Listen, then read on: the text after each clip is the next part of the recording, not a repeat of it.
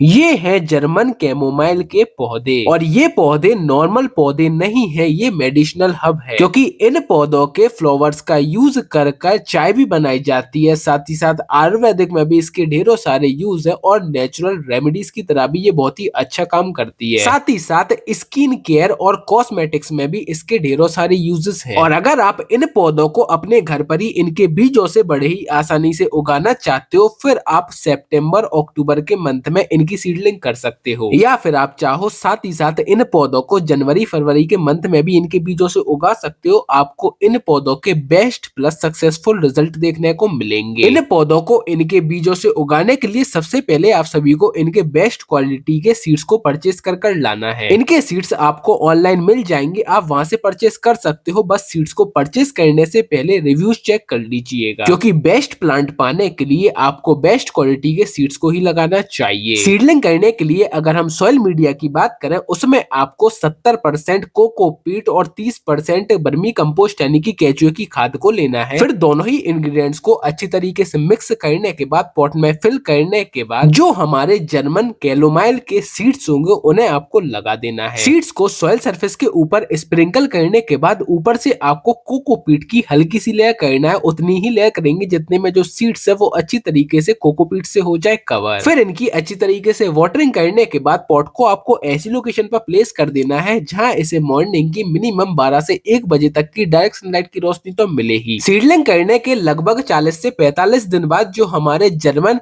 कैलोमाइल के प्लांट्स होते हैं वो ट्रांसप्लांटिंग के लिए रेडी हो जाते हैं। जब आपके पौधे कुछ इतने बिग साइज के हो जाएं, इस स्टेज पर आप इन पौधों को बड़े ही आराम से फाइनल लोकेशन पर लगा सकते हो। अगर हम इन पौधों को लगाने के लिए पॉट यानी कि गमले के साइज की बात करें तो फिर आप मीडियम से लेकर लार्ज साइज के पॉट्स में इन पौधों को बड़ी ही आसानी से लगा सकते हो। आप चाहो तो एक गमले में 2 से 3 प्लांट्स को लगा सकते हो, आपको इनके बेस्ट रिजल्ट्स देखने को मिलेंगे। प्लांट्स को लगाने के बाद हाल-ग्याल इनकी अच्छी तरीके से आप सभी को कर देना है वाटरिंग, जिससे जो हमारे पौधे हैं ट्रांसप्लांट शॉक से बच जाएं। पौधों को ट्रांसप्लांट करने के बाद मिनिमम 2 से 3 दिनों के लिए आपको इस पॉट को कम्प्लीटली शेडी एरिया में कर देना है प्लेस। बाकी अब इन पौधों के फाइनल रिजल्ट्स देखने के लिए इस वीडियो के अगले पार्ट को जरूर देखें। उसके लिए आप हमारे चैनल को सब्सक्राइब कर लीजिए।